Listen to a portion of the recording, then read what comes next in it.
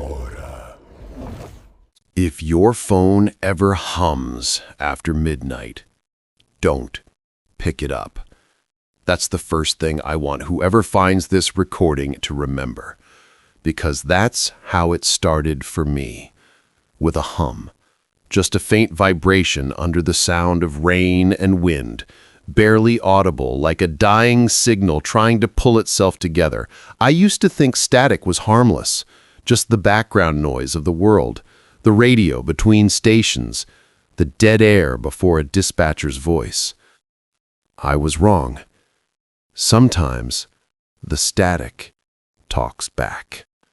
My name's Cal Becker, line technician, third shift. You'll probably find this recorder in my van, white service rig, number stenciled on the side, parked about 2 miles past the old Shell station off Route 9. If you're hearing this, I'm not where I should be, and the line out here won't stop buzzing. It's like the whole circuit is alive, humming with something that isn't supposed to be there. I don't know how much time I've got left, but I need to get this out. You deserve to know what's buried in those frequencies. At first, I thought it was a feedback loop, a bad connection, maybe water in the line. It happens. But then I started noticing patterns, breaths between the bursts of static, faint but human, long exhales, like someone on the other end of a call that never disconnected. I tried tracing it. God help me, I tried. The signal came from a repeater tower that hasn't been active in years, the same one the company marked decommissioned after a lightning strike burned half the ridge. I was sent out to check it, third night in a row, alone. The first night, I heard whispers. The second, I thought I heard my name. The third. That's why I'm recording this, so you'll understand why I can't leave the van. The noise outside isn't wind anymore. It's louder, rising and falling like a tide. And when it peaks, I can almost make out words. It's calling someone. Maybe me. Maybe you. If you're listening to this and you hear that same low hum through your phone, your radio, anything, turn it off. Don't answer. Don't try to trace it, because once you do, it finds you. I didn't believe it either until the night it started talking. And that's where I should begin. Back when it was just another job, another long drive, another lonely shift under the red blinking lights. Back before I learned what's inside the static. Recording rewinds. Click. I've been working as a line tech for almost 12 years. People think it's boring, climbing poles, swapping cables, fixing connections that most folks don't even realize still exist. But there's something peaceful about it. I get to drive around alone, listen to the hum of the world through static and wind, and keep people connected without ever having to talk to them. Oregon's coastal towns are quiet after dark. The fog moves like it's got weight, swallowing headlights and sound, until all that's left is the low buzz of power lines overhead. I used to find comfort in that buzz, a steady, familiar drone that told me everything was working, that life was still flowing through the wires. Third shift work isn't for everyone. You start talking to yourself, humming just to fill the silence. I'd keep my old CB radio tuned between stations, not to hear anything in particular, just the soft hiss of static. It sounds strange, but that static kept me awake better than coffee. I tell myself it's just the sound of the world breathing. Most nights were uneventful. Replace a junction box here, splice a wire there, file a report, move on. The pay wasn't great, but I liked the solitude. No bosses breathing down my neck, no customers yelling, Just me, the van, and miles of lines stretching into the dark. That night started like any other. Early autumn, cold enough to sting my fingers when I touched the metal ladder. I parked outside the Blue Lantern Motel, or what was left of it. The place had been shut down for years, its windows boarded up, the sign hanging by one rusted chain.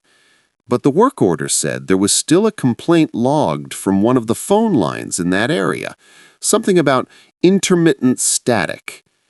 Static. The irony didn't hit me until later. I hauled my gear out and climbed the pole near the motel's lot.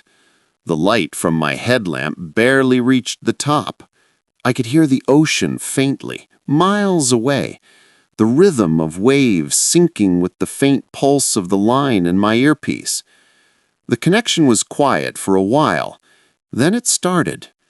That soft hiss, rising and falling, like breathing. I adjusted my equipment, thinking it was interference. Then, right before I disconnected, I heard it. A whisper. It was faint, like someone leaning too close to a microphone. "Don't leave yet." I froze. I thought I'd maybe imagined it, wind through the receiver, a glitch in the signal.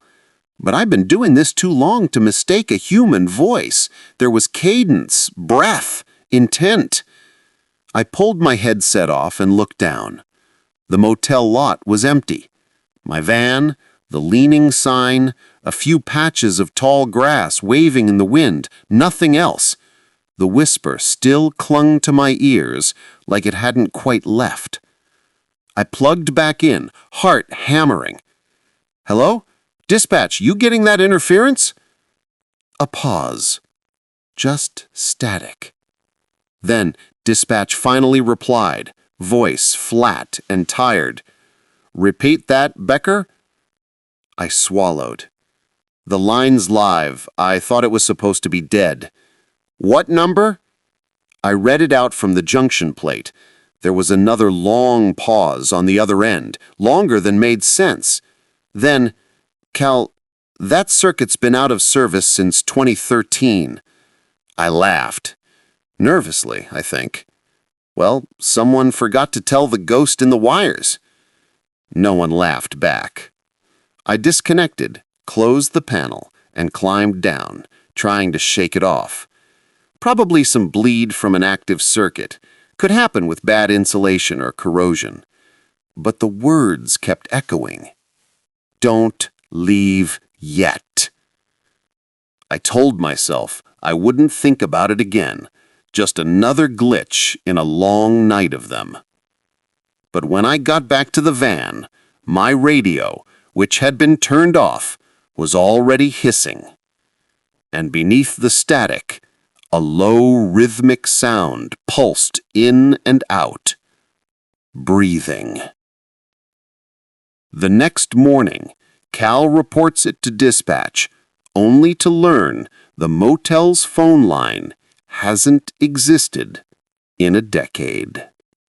I've handled plenty of busted lines in my time.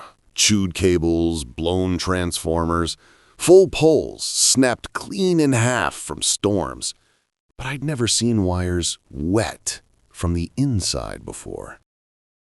The motel was dead quiet that night. Half the rooms boarded up, the neon sign flickering the word "vacan" instead of vacancy.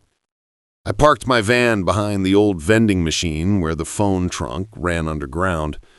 There was a smell. Not rot, not mold, but something like metal left too long in the rain. I popped the service box open. Condensation glistened inside, dripping from the copper lines like sweat. I wiped it off with a rag, muttering, "Guess we've got moisture breach again." Nothing unusual there. Oregon air eats metal for breakfast. But when I reconnected my tester set and clipped into the line, I heard something through the hum.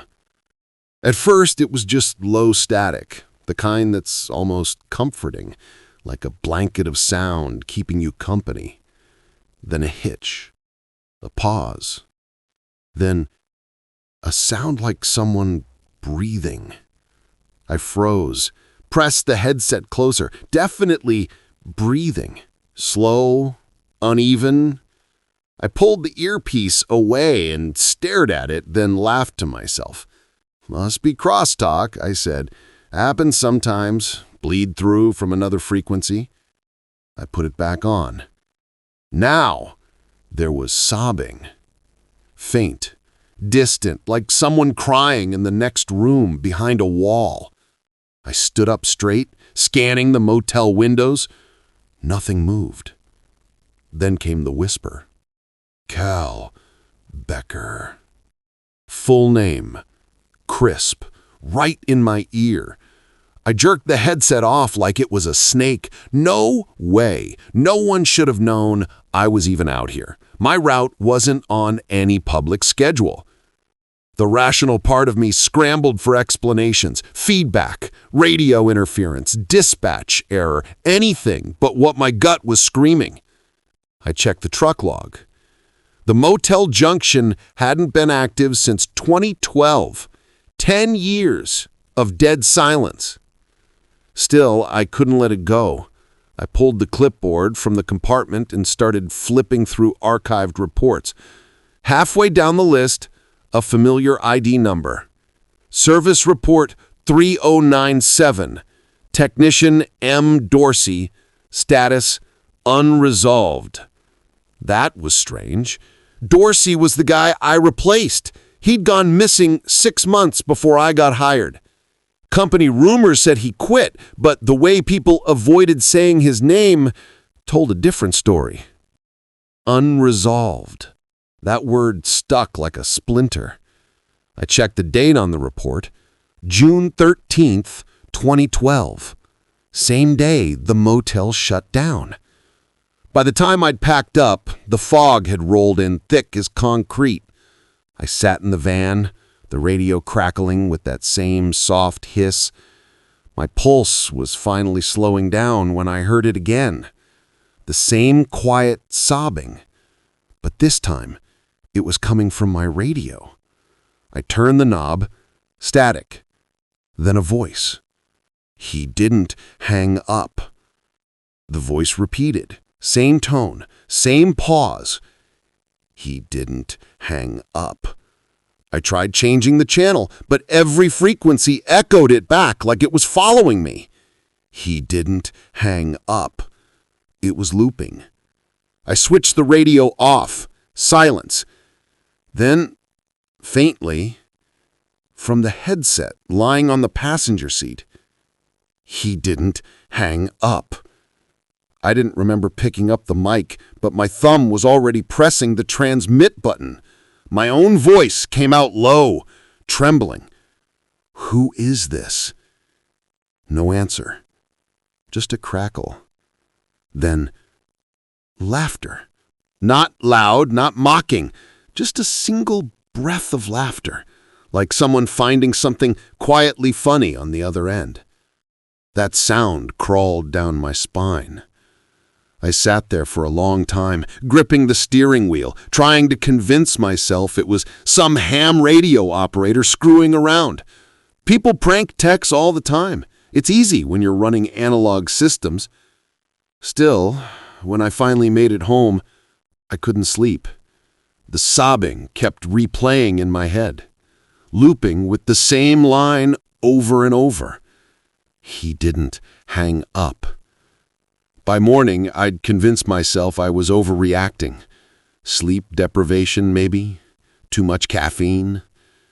But when I checked the van recorder, the one that automatically logs all line activity, I saw a timestamp from 2:47 a.m. The file name read dfreak3097.wave. It shouldn't have existed. That number hadn't been assigned since Dorsey's report 10 years ago. My stomach turned cold. I pressed play. For the first 20 seconds, it was static. Then the sobbing started. The same as before, raw, human, agonizing. And then another voice, deeper, rasping, almost mechanical. "Do you want to hear what I heard?" I slammed the laptop shut so hard it cracked. But later that night, curiosity won. I opened it again. The file was gone. Only one thing left in the folder, a single new entry titled D-Freak 3100. That was my service ID.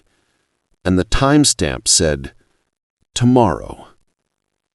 Cal decides to replay the audio using his full testing equipment, determined to trace the interference source, unaware he's already part of the transmission.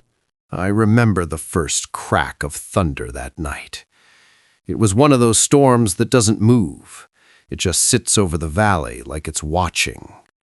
I was back in the van, parked beside a dead road lined with telephone poles that leaned like exhausted soldiers. The rain was coming down sideways, hitting the windshield in waves, but the noise inside the van was worse, the headset humming like it had a pulse. I thought it was just interference again. Old copper, wet air, that kind of thing happens. So I did what I always do. Tapped the receiver twice, pulled the mic away from my mouth, waited for the static to settle. But instead of fading, the sound sharpened. I froze. It wasn't random static anymore. It was rhythm, breath. And then I heard it. My voice. Not live, not an echo. A playback. "Dispatch, this is Becker, line 421 clear, moving to the next junction." The exact words I'd said maybe 2 hours earlier, playing back to me, overlaid with the hiss. I laughed, short, nervous. Thought maybe I'd hit record on my field log by mistake, but when I checked the recorder, the light was off. No recording. No playback. And then my voice said something new, something I hadn't said. "Don't leave the van, Cal." I felt my stomach drop. I turned off the headset completely, yanked the cord out. The hum vanished for half a second, and I almost breathed again, until it started coming through the radio instead. Same pitch, same cadence, only now there were two voices. One was me, my earlier voice. The other was a whisper just under it, finishing my sentences before I could, like it knew where my thoughts were going. "You'll try to drive," it said. "You won't make it far." That was enough for me. I threw my gear in the passenger seat and started the engine. The wiper screeched across the windshield, cutting through sheets of rain. I just wanted to get back to town, anywhere with light, sound, people. But the road didn't change. I drove for maybe 10 minutes before realizing I'd passed the same mile marker twice, then 3 times. Then the same gas station, the one I'd just left behind, appeared again on my right. Its sign flickered vacancy, even though no one had been there for years. I checked my GPS. It showed a single straight road, no turns. The cursor, my van, kept moving in a circle. And that's when the dispatcher's voice crackled through the speaker. "Dispatch, confirm your position." Relief shot through me like caffeine. I pressed the mic. "This is Becker. I'm near Route 9, signal loop or something. Can you hear me?"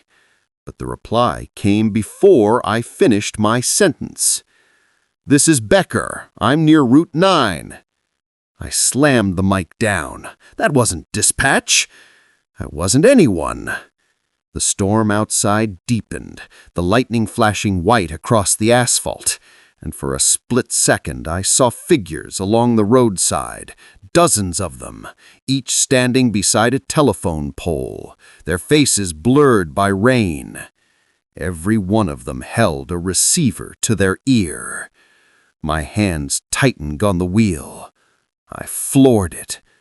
The van lurched forward, tires screaming through the puddles, but the speedometer didn't move.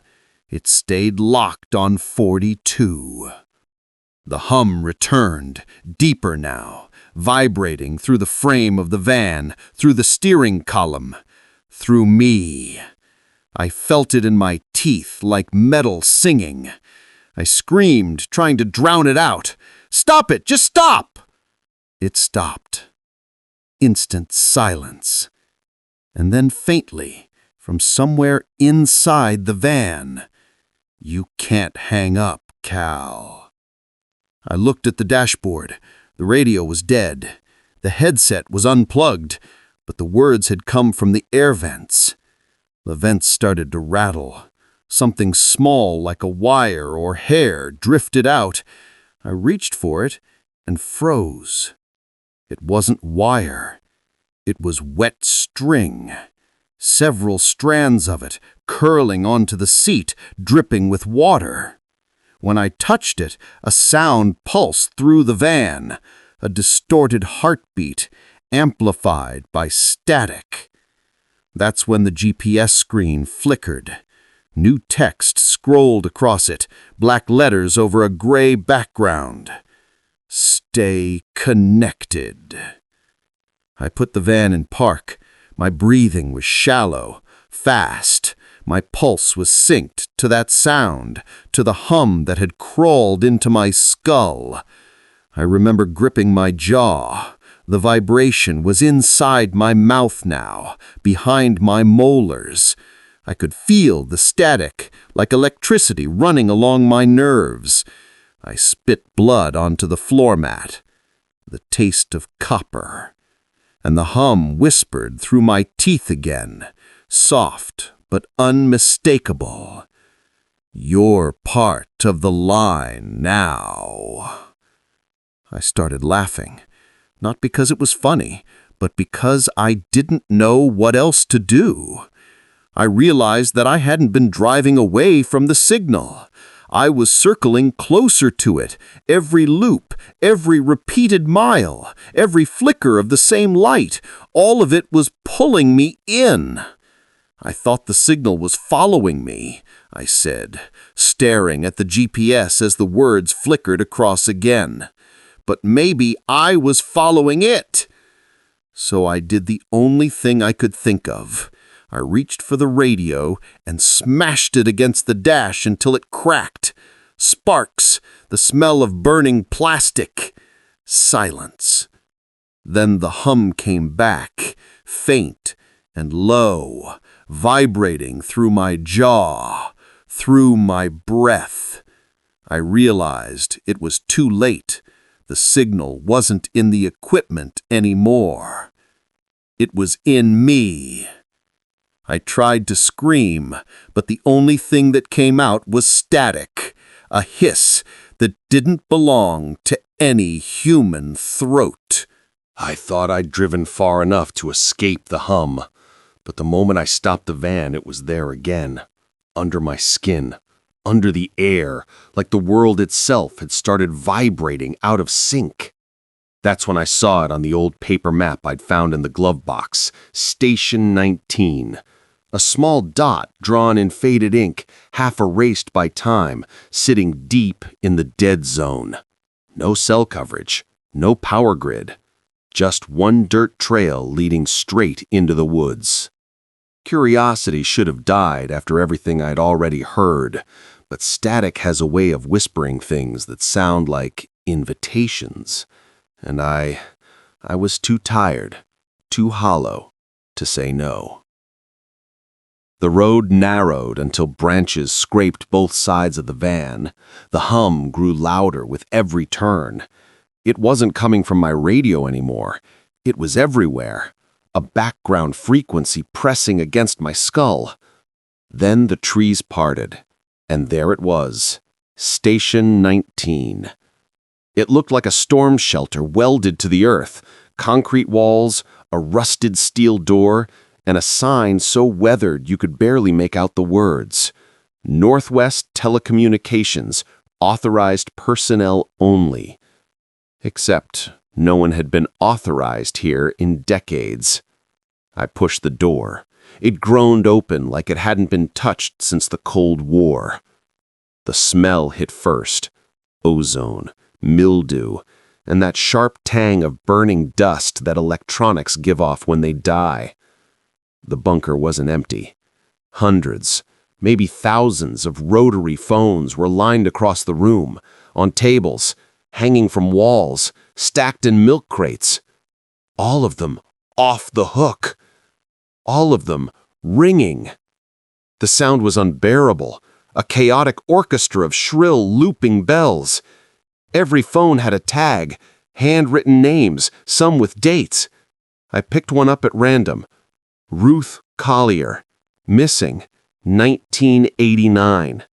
The ringing stopped the instant I touched the receiver. And then, Cal! My knees nearly gave out. It was her voice, my mother's voice. Mom? I whispered. No answer, just static. Then, a faint wet sound like someone trying not to cry. Mom, where are you? The line clicked. Another voice cut in, hoarse, urgent. He didn't hang up. I dropped the phone. It hit the concrete and shattered into silence. But the others, every single phone, kept ringing. Something primal inside me screamed to run. But another part, the one that needed to understand, forced my feet forward. There was a terminal in the back corner, its monitor still faintly glowing green, dust thick as cobwebs. The screen flickered between names and numbers, each line tied to an incident report. I recognized some of them. Local disappearances, people the town had forgotten. One folder was labeled Crosstalk Experiment Phase 3. Inside were scanned reports from the 80s, test transmissions, notes about residual consciousness through carrier frequencies. One line stood out. Signal persistence correlates with the subject's refusal to disconnect. It hit me. They weren't calling out. They were calling back. Each ring was a return signal from somewhere that shouldn't exist. My headset, still around my neck, crackled to life. I hadn't turned it on. Cal, it whispered, my own voice, warped and distorted. You're late. They've been waiting. I spun around. In the far end of the bunker, a phone had started ringing differently, slower, heavier. The sound pulsed with the same rhythm as my heartbeat. I walked toward it without meaning to. The tag tied to it read, Cal Becker, active line. I froze. That couldn't exist. I hadn't logged the station, hadn't connected this circuit, but the line was active, the signal alive. I picked it up, and on the other end, I heard my van. Not the engine, the radio, the one I'd smashed hours ago. A faint voice played through it, looping on repeat. Do you want to hear what I heard? I dropped the receiver. But it didn't fall. It stuck to my hand like it was fused there, warm, pulsing.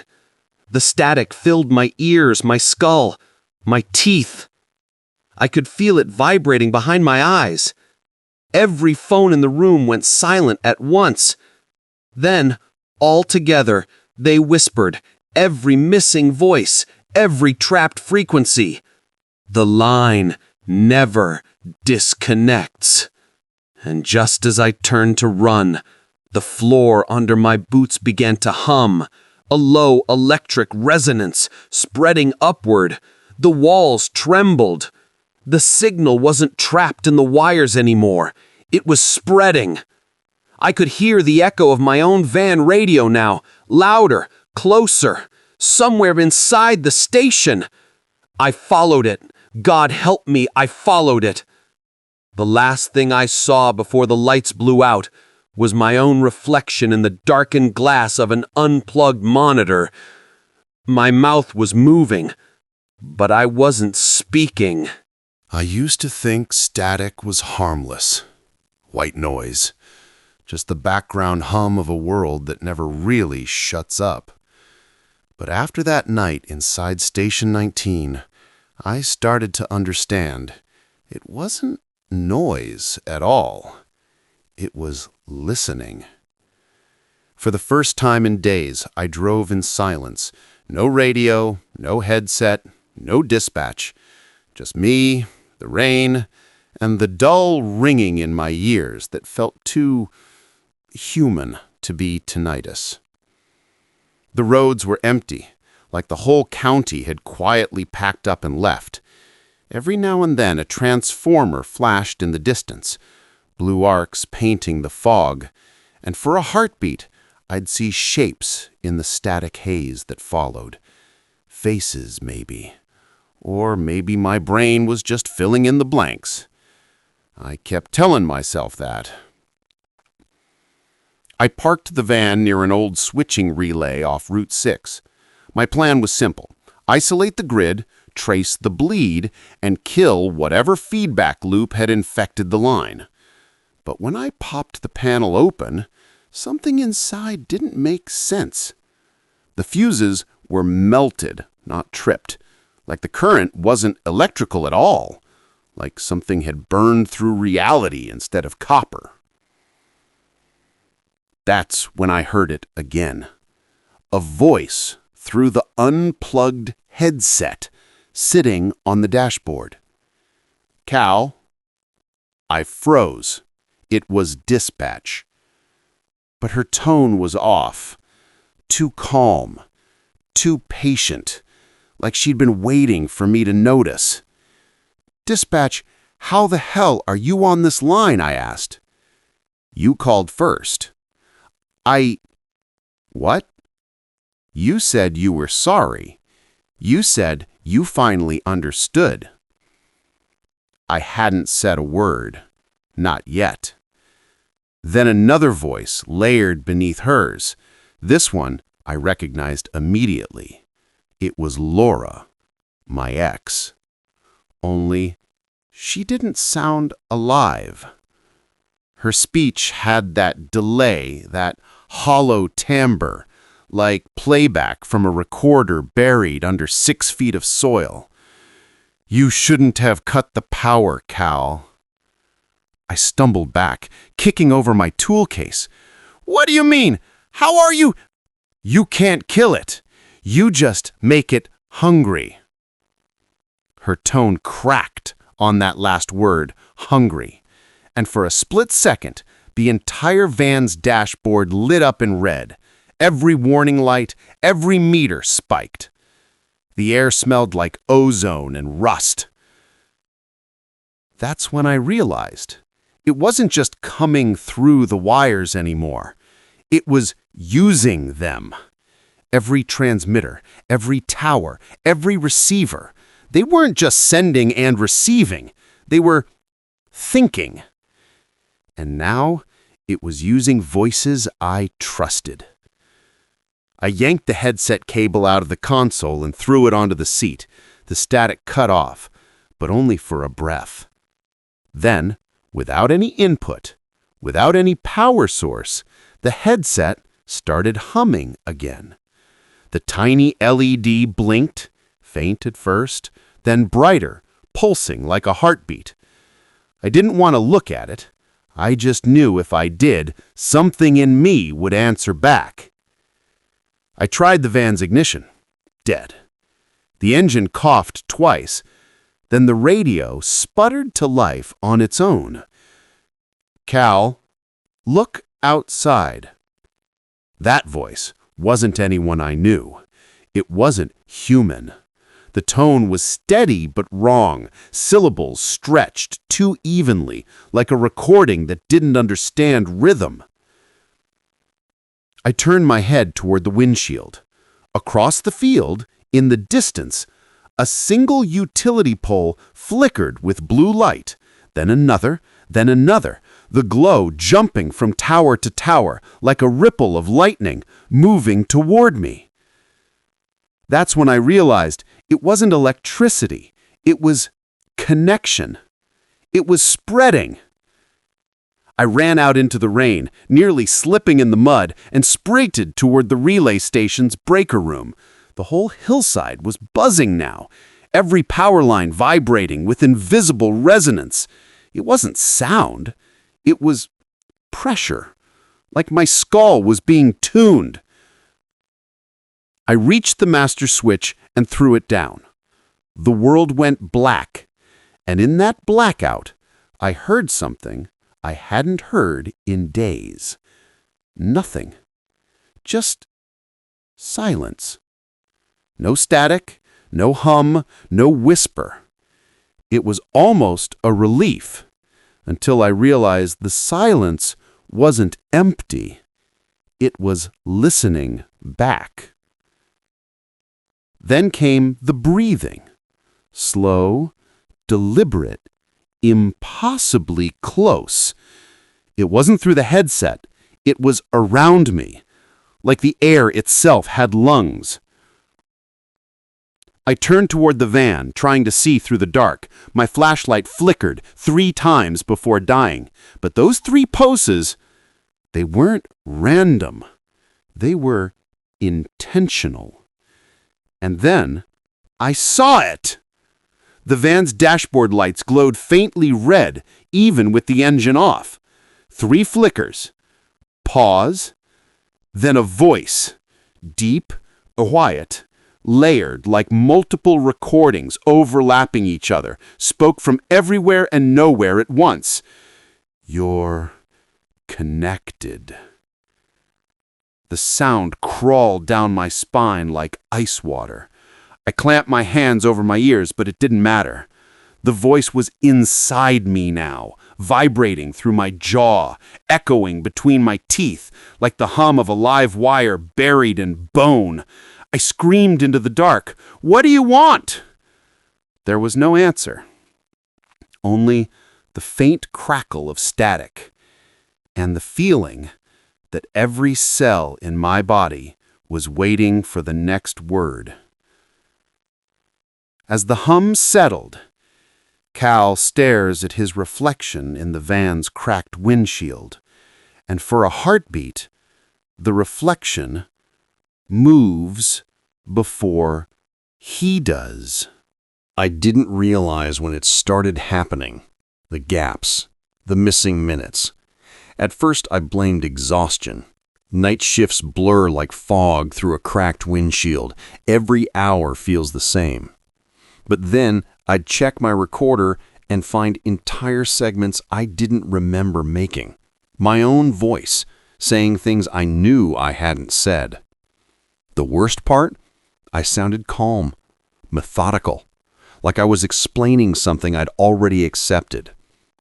That night, the static wasn't just background noise, it was the only sound left. No wind, no crickets, no hum from the van's generator, just that low, wet hiss pressing against my eardrums until it felt like my skull was vibrating. I turned the dial all the way down. It didn't help. The static wasn't coming through the speaker anymore. It was behind me. When I checked the recorder again, I heard 2 versions of myself, one live, one delayed, overlapping by a fraction of a second. The echo wasn't natural. It was anticipating me. I'd ask a question, and I'd hear myself answer before I finished speaking. I remember whispering, "What do you want?" And my recorded voice, my own damn voice, answered, perfectly in sync, "You already gave it to me." That's when I found the note. It was taped to the dashboard, the ink bleeding from moisture. My handwriting. The same pen I'd used earlier. It said, "You answered." I don't remember writing it.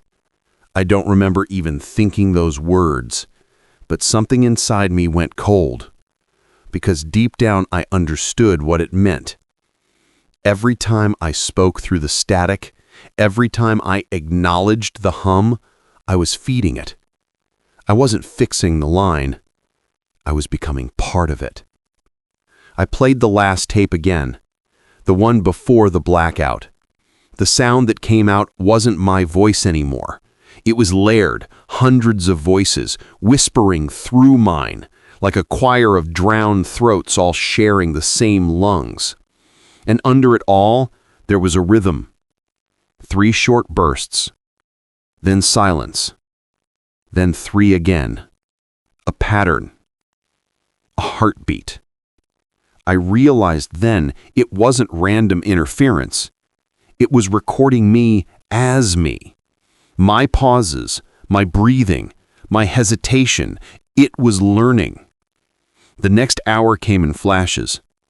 I was outside cutting through brush with my pliers, following the last intact line that led out toward the ridge. My headlights barely reached the pole, but I could see the line itself trembling. Not from wind, but as if something was breathing through it. Every instinct screamed at me to leave, but that wasn't an option anymore. If I didn't cut it, the signal would keep spreading. If I did, maybe it would end me. At the base of the pole, I found another note, crumpled and stuffed inside the fuse box. Same handwriting, same pen. It read, "You answered." I stared at it until the letters blurred. Then I cut the line. For half a second, there was silence, the kind that swallows everything. Then the world screamed.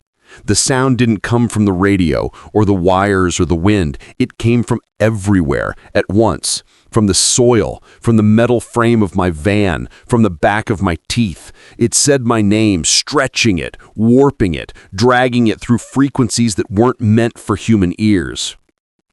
Cal. I dropped to my knees, clutching my headset like it could keep my head from splitting apart.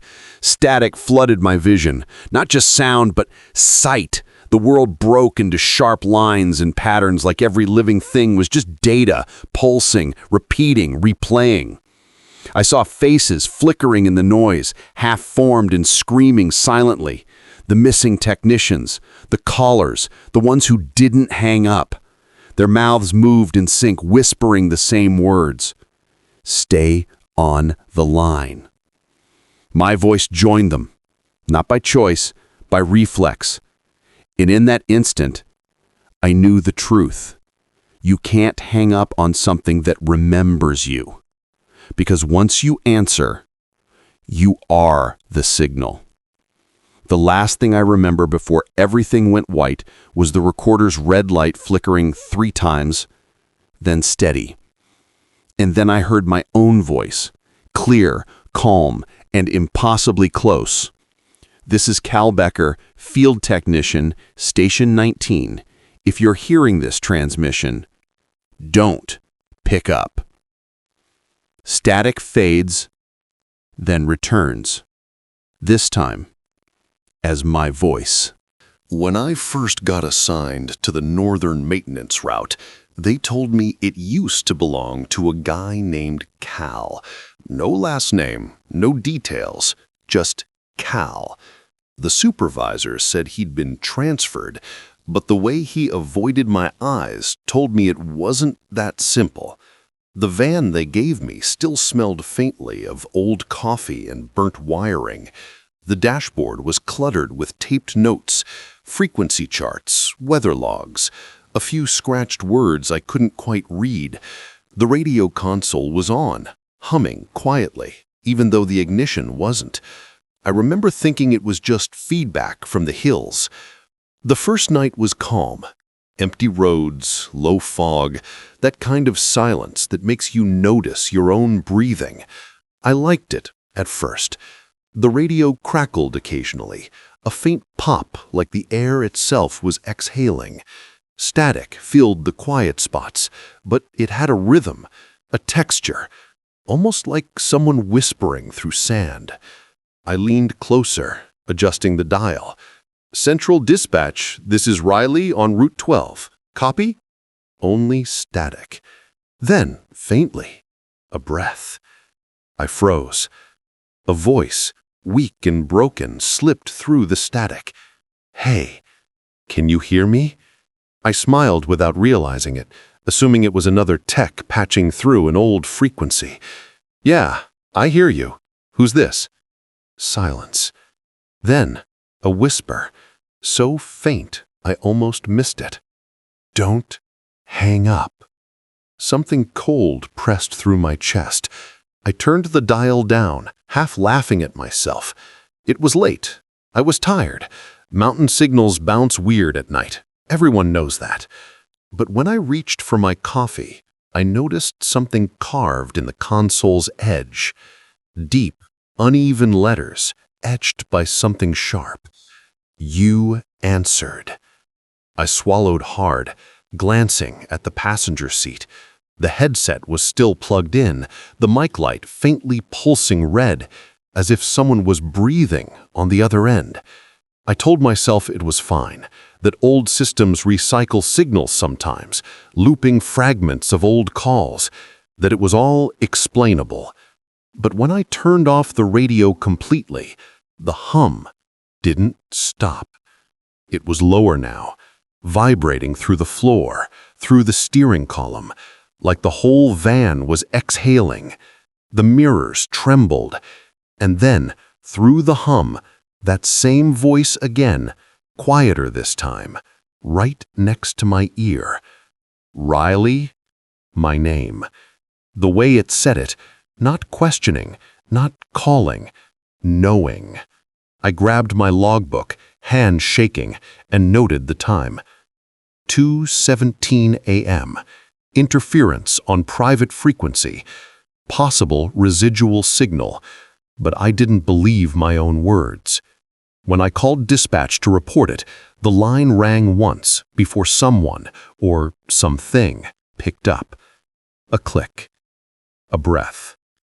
Then, Station 19. Confirm connection.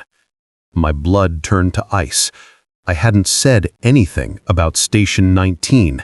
It wasn't even on the map anymore, except for one faded marking on an old maintenance sheet tucked under the visor. I didn't remember putting it there. The voice came again, low, almost smiling. "Welcome back, operator." The van's radio flickered on by itself. My reflection in the windshield glitched. For a second, I saw another face behind mine. Male, tired, eyes hollow. I yanked the headset free, threw it to the floor, and slammed the power switch. The hum stopped. Silence. Then, faintly, from the unplugged headset, a whisper I'll never forget. The lines still open. I don't remember driving after that. I just remember headlights cutting through fog, a road that didn't seem to end, and a single repeating ping on my GPS, a maintenance request waiting to be logged. Location, Station 19. And under the static, somewhere between the frequencies, I swear I heard Cal's voice say, "Your turn." I didn't realize the episode had ended, or maybe it never did. The voice that comes through my headphones now isn't mine. It's smooth, calm, the kind of tone used in true crime podcasts, the kind you trust without question. Welcome back to Static Line, Episode 2. There's a faint hum beneath the words. It pulses softly, almost like breathing. I think it's feedback, until I notice it's matching my own. The narrator keeps speaking, describing everything I just lived through, every word, every scream, in the exact order it happened. Only this time, there's no name for who's telling it.